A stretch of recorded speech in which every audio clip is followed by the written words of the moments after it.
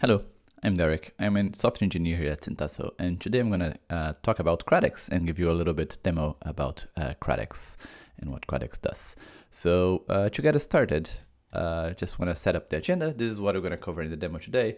So basically, we're going to go through some basics. How does Cratex works? How can we use Cratex to request an on-demand service via Kratix Promise? We'll cover golden paths, how you can simplify your app delivery with compound promises, which is a concept within Cratex that we're going to cover. We're going to show how you can extend or implement your custom business rules with Cratex within Kratix Workflows. And finally, we're going to show you how Cratex can do fleet management of creating resources seamlessly across your fleet. So before we start, we're just going to cover quickly, like at a high level, what a Kratix promise is. And how Cratex actually works. So Cratex is a system that runs on top of Kubernetes, and it's basically the main concept within Cratex is this thing called a promise, and a promise is made of an API and a series of workflows. So the API is the interface that your developers, your users will actually interface with, and we use that interface to request their services on demand. Once they send a request to Cratex, to a Cratex promise, to get that thing as a service, at Cratex, we run this series of workflows, right? And in these workflows, you can have many things like what needs to happen to that service to actually be provisioned, or do you need to run any manual approvals or any sort of automated approvals? Do you need to set up any dependencies? Do you need to do checks, security scans, any sort of things that it's specific to your business? You can program, you can codify within those workflows. Once all of that is done, Cratex. Your workflows will usually output some sort of declaration of state, and Cratex will schedule those to any destination. A destination can be a Kubernetes cluster, it can be a GitOps repository that is backed by Terraform, for example, or any other thing. Really, Cratex is agnostic about where you actually run your workloads. For this demo today, this is the setup that I have. I have a platform cluster, Kubernetes clusters running Cratex. And I have a couple of the promises already installed and pre-installed, a deployment promise and a bucket promise.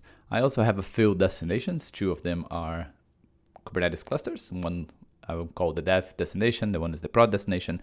And I also have a destination that is running Terraform, that is backed by Terraform. So you can see that here in my terminal. You can see how I have my platform cluster and my two dev clusters.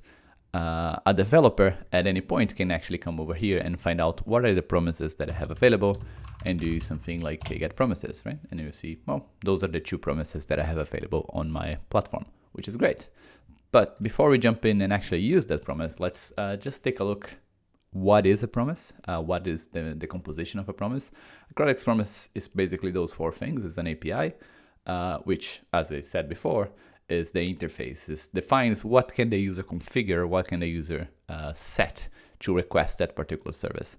The platform engineer that is writing this promise has the flexibility of deciding, well, these are the fields that the user can configure, these are the fields that they can't, they have the default value, they can make that as complex or as simple as they like. Promise also contains a set of dependencies. Dependencies are what needs to be running in the destinations or what are the prerequisites to get that particular service running. So, for example, if you're using the Nginx operator, which is what we are using here for the demo, we'll show later, one of the dependencies is to actually have the operator running in the destinations in the worker cluster. So that's kind of how, where you can put those things. After that, we have a series of workflows. And you can see on the right, there is many different workflows that you can set, both to when you install or when you delete a promise or when you request a service or a resource or you delete that resource. And those workflows are those series of steps, those containers that you set up to create all of the business rules and all of the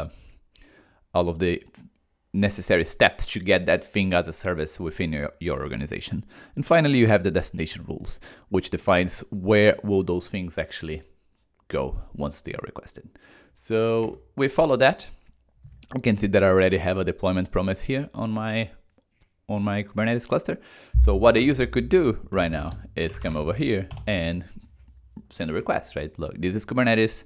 Kratix, the promise API is the CRD, so the user can come over here and write that YAML file and say, hey, give me an instance of the deployment on this API version, on this kind, this name, and here are the fields that are available and exposed via the promise. So that's one way that a user can do it. But Kratix works really well as well with different sort of interfaces. So you can do this via kubectl, or you could go to Backstage, for example, and if I filter here just by promises, you can see that I have those 2 promises available here, the same way that I have on the terminal. So when the platform engineer installed this promise, Kratix actually automatically created the components here for the user to request that service, which means they can also come over to create, and there will be a tile there for the deployment promise. Again, this is auto-generated by Kratix. I can come over here and fill my form. So for example, I'm just going to say, well, I want a website. I want the namespace should be on the default namespace, which is great. Here have some fields. I'm leaving this pre-configured so I don't have to remember what the images are. But of course, in your case, probably wouldn't have anything. In here, you can add some environment variables. You can configure the number of replicas. So let's say 2 replicas. You can say, what is the service port? Click and review and create. And what actually will happen now is that Kratix will receive that request and trigger the workflows. So if I go back to my terminal, you should see at any point what's going to happen is that this request is going to hit Kratix. Kratix is going to look at the promise and say, well, what do I need to run to make sure that I have that, that I create that service on demand, right? To deploy that website on demand. So we should see at some point in here, we should see a new pipeline, a new workflow just got triggered. You can see that was triggered 33 seconds ago. And what that did was created my website. So you can see that the website was already scheduled to the dev cluster. But the Kratix workflows can do much more than that, right? If I come over here to how Kratix process a request to go, what happened, we requested via Backstage that hit the promise. The promise runs a series of workflows which outputted not only the deployment, which is what we saw, but we also got a service, an ingress rule, and maybe any other document that you need to write that needs to create as a bundle to get that app running on Kubernetes. What my pipeline also does is sending like a notification on Slack. So I can come over here on my Slack channel. Let me do a quick refresh. I don't know why it wasn't picking it up, but you can see that I got a new message coming over here just now. Let's say, hey, there's a team A deploying a new website. The website is available here, so I can click and see. And I also have some information. So this is just to illustrate that Kratix works really well as well with any external system that you need to use. So we know that within organizations, you may need to send notifications, you may need to do billing, you need to do security scanning, and you may need to do any series of events. You can do that within the workflows. But the important thing for the user is that they fill the form, they click some buttons, and now they can see their website is running and it's live, and they can go and play with it without actually having to know anything about Kubernetes, anything about how do I create a service, how to create a pod, how do I create an ingress rules, where do I put this? It was all determined by the promise and simplify that workflow for them, which is great. So, but you can do more than that, right? Like this is the basics. This is requesting something on demand. But let's stop and look at the offerings that I have in my platform. So if I come over here and create again, I can see that I have two promises right now, deployment and S3. But over time, this grows, right? You can have maybe Postgres, maybe Redis, maybe RabbitMQ, maybe Kafka. This just grows the number of services that you have available on demand. And at some point, people will be, okay, but how do I actually get an app configured with a bucket, configured with a pipeline, Postgres, configured with Redis, all those kind of stuff? How do I get all of those? They will need to manually create. And also some of those promises, let's take a look on the S3 here, for example.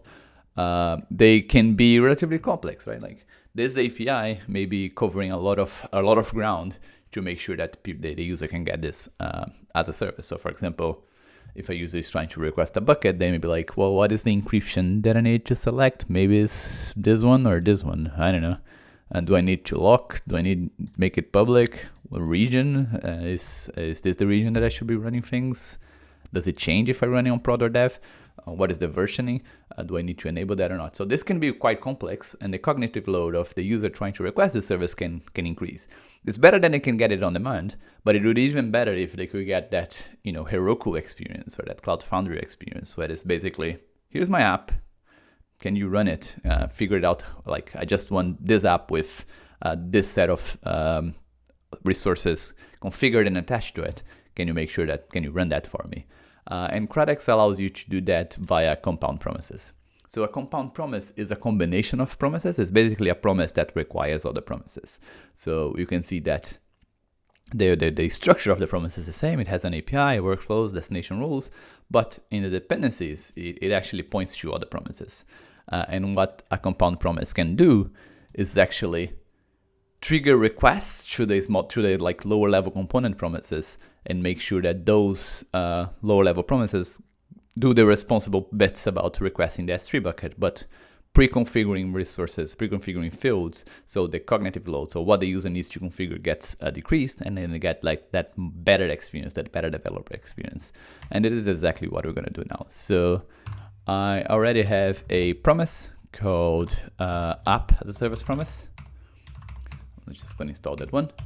And what that promise will do is actually combine the deployment promise and S3 promise and configure those two together. Basically expose what is the bucket URL and credentials and those kind of stuff to the deployment via environment variables, via like whatever you decide that how you want to make that happen, right? So you can get that experience of getting not only my deployment, not only my bucket, but those two things together as in like a golden path experience, like a better developer experience. So I installed that promise. I should be able to come back here to my backstage and see that I have a new tile. Great. That's the app promise. As I said, Kratix automatically filled this up for you. So you can come over here and maybe send a new request. So let's do that now. You can see that what it's asking me to configure is just like, is this an app configuration? Your image, where do you want to run? I want to run this a dev app or a prod app. Great. I want an S3 bucket, so let's check that box, and my app is running on port 80. So it's going to come over here and click create. And that's similar to last time. Cratex will receive this request, and you can see it will immediately run the app pipeline. But different than last time, what the app pipeline will do is send back to the platform 2 new requests, one for a deployment, which is the deployment we're having, and one for the S3 promise, which is the promise, the promise that is creating buckets. And S3 here is like just an example, right? This could be running anywhere. This could be running on GCP or any other cloud. So you can see that those 2 things got deployed and created. I schedule it to prod, I think. There was a prod cluster, prod deployment. So you can see my to-do app is coming up here on my prod cluster. And as I said before, this bucket promise is actually backed by Terraform. So what Cratex actually did was to schedule some Terraform files to a Git repo, and we have a Git repo that is backed by Terraform. So you can see that the new request that Cratex sent is running here, exactly here on Terraform. So I'm using GitHub Actions here, just an example. So you can see as well how Cratex can work really well with the tooling that you currently have.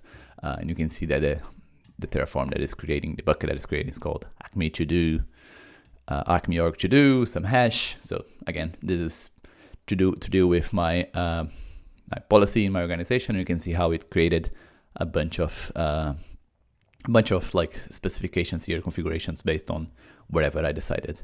Can also go here to Amazon S3, and if I refresh, I should see at some point once this finishes.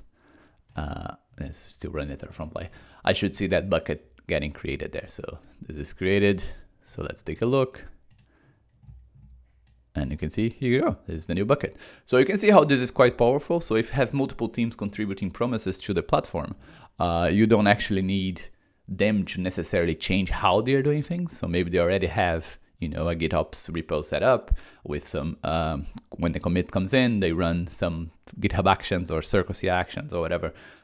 They don't necessarily need to change that. They can expose that via Cratex. They could decide to run the Terraform from within the pipeline. That's absolutely fine from within the workflows. That's absolutely fine for Cratex. Or they can continue to use what they have and grow that over time. But the important thing is that now the user has that API. That API doesn't change necessarily, or changes in a slightly different pace.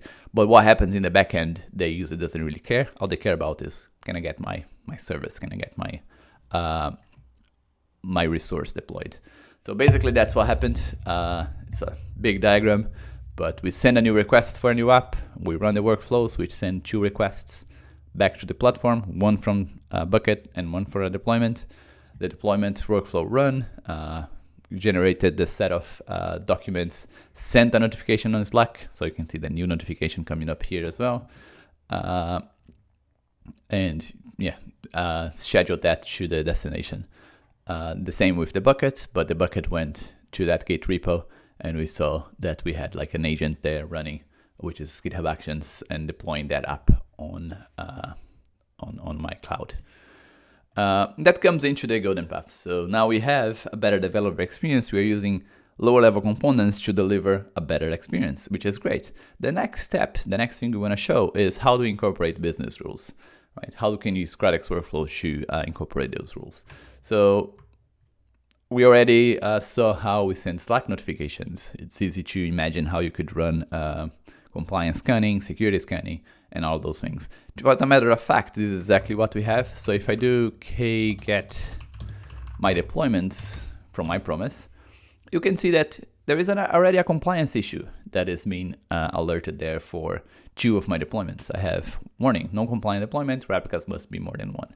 So basically, each one of those promises is running, can run in their workflows a series of steps, right? And those steps may be owned by any team in your organization. So for example, if you have a promise that needs a security aspect, that can be owned by the security team. So the security team codifies the checks, it codifies the steps to validate on the security aspect, on the security side, what that is, if that is compliant with your organization or not.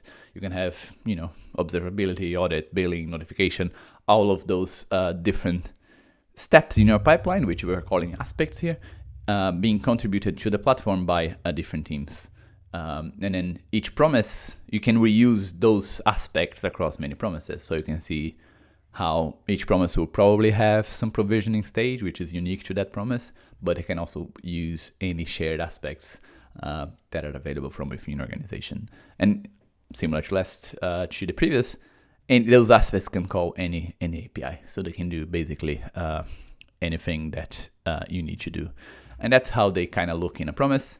A promise in when you have the workflows for resource configure, what you have is usually a series of steps, a series of containers that we run one after the other.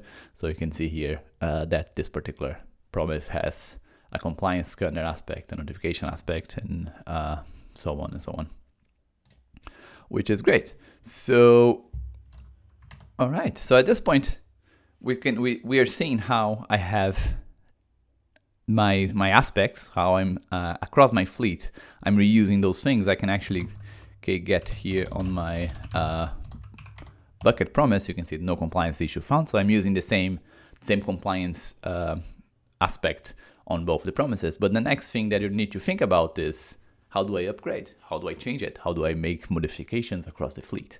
So, and that's exactly what I'm going to do next. Basically, to do that, you need to basically 2 steps, right? First one, find out all of the non-compliant instances. What are the places that I need to touch? What are the things I need to upgrade? How are the things I need to manage or change? And the second stage is, how do I bring those things, how do I bring those instances into compliance? The way that Cratex allows you to do is by changing the promise. So if you reinstall the promise, if you install a new version of the promise, if you modify your promise, or what Cratex will do is basically look across all of the deployed resources and think, oh, right, I have those resources, my definition of my promise change, I will rerun the pipelines, I will rerun the workflows, I will trigger that again and make sure that they reconcile on the new state. So for example, in the example that we have right now, we have a few deployments that are non-compliant because they don't meet the minimum number of replicas that my organization set, right? In this particular example, we allow the pipeline to continue. You may want to fail it, right? Like you may want to say, if you try to request and it doesn't have 2 replicas, fail the workflow. so the user actually doesn't go ahead. Or you can do like we did. Oh, this is a low issue. It needs to be fixed. Just going to issue a warning. And anyway, when you install the new version of this promise that says, well, the minimum number of replicas is 2, the workflow can be smart enough to balance that out and say, well, if I have more than 2 replicas, I'm just going to use whatever replicas are being set. If I have less than that, I'm going to bump that to 2. And that means that Cratex is only going to update the definition for the applications for the deployments here that are no longer compliant. So let's see that in action. So I come over here, and I already have a version of the promise, a version of the deployment promise that is compliant, and that's the HA promise. So let me apply that one. Great. So what Cratex will do is accept this new definition of this promise, and it's going to look at all of the deployments that I have across the fleet and will trigger a pipeline update. So you can see that the pipelines are coming up, the deployments are happening, each one of those things are being touched by Cratex. And let me close this one. And what Cratex will do is declare, well, actually the workflow will declare the new version of those particular deployments. And you can immediately see that the mobile app, for example, went from 1 to 2 replicas, the same as the to-do app went from 1 to 2 replicas on the prod cluster. I also got some notifications saying, hey, those things are being touched. This is the new number of replicas, which is great. But now, if I come over here and do again, okay, get my deployments, marketplace, my compliance scanner will have been executed. And at this point, I have no compliance issues anymore because all of those instances meet the necessary number of replicas for them to be successful. And I think that's pretty much it that I had for today. So we saw how we can use Kratix Promises to request any service on demand. We saw how you can build golden paths by combining lower level promises into higher level experiences by simplifying that for the users. We saw how workflows can be used to enforce your business rules and how those can be shared across all of the promises, making it really simple and really easy for teams to contribute to the platform. And we also saw how Cratex can seamlessly upgrade instances across your fleet. So thanks very much. And if you have any questions, just let us know. Happy to help.